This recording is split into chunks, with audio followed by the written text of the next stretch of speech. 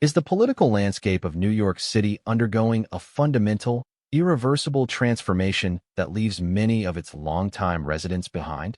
As we enter Pride Month, the discourse surrounding the city's identity has reached a boiling point, fueled by a high-profile statement from Zohran Mamdani that has divided opinion more sharply than ever before. Before we continue, if you want to stay on top of everything happening in U.S. politics, hit that subscribe button right now and leave a like. It really helps this channel grow and allows us to keep bringing you the unfiltered, essential updates you need to stay informed. On Monday, as the calendar turned to June, Zohran Mamdani took to the platform X to mark the beginning of Pride Month. His message was clear and unapologetic. He argued that 1 month is simply not enough time to honor the contributions of queer and transgender residents to the history of New York City. To make his point, Mamdani curated a list of historical milestones, reaching back as far as the Circle Hermaphroditos in 1895, which he cited as the first trans advocacy group in the United States. He invoked the drag balls of the Harlem Renaissance, the Stonewall Uprising, the lesbian herstory archives, and the activism of ACT UP during the AIDS crisis, framing these events as the bedrock of New York's cultural and political heritage. He concluded his message by offering a vision for the city, telling queer and trans neighbors that they deserve a place where they can live safely, openly, and joyfully.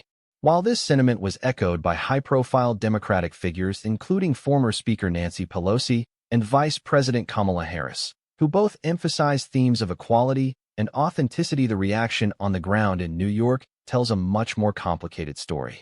The reality, however, is that this statement didn't exist in a vacuum. It comes at a time when Mamdani is already a polarizing figure in local politics. We've seen reports of an anti-Mamdani rally where a diverse coalition of Jewish, Muslim, and Christian New Yorkers united to voice their deep frustrations.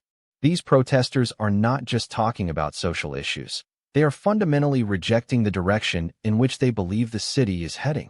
They are looking at the changing landscape of their neighborhoods and their political institutions and, quite bluntly, saying, "This is not the New York City I knew." This is the core of the friction. When a political leader focuses heavily on identity-based advocacy, they inevitably draw a line in the sand. For his supporters, Mamdani is a champion of the marginalized, someone who isn't afraid to center the stories of those who were historically pushed to the periphery. But for his detractors, this focus is seen as a departure from the practical, bread-and-butter governance that many believe a city representative should prioritize. Furthermore, Mamdani's decision to break with tradition by avoiding the Israel parody at the same time that the NYPD commissioner was leading idly serves to deepen the perception that he is prioritizing a specific ideological agenda over the traditional, inclusive role of a city official. We are seeing a trend where the political center in American cities is becoming increasingly difficult to find.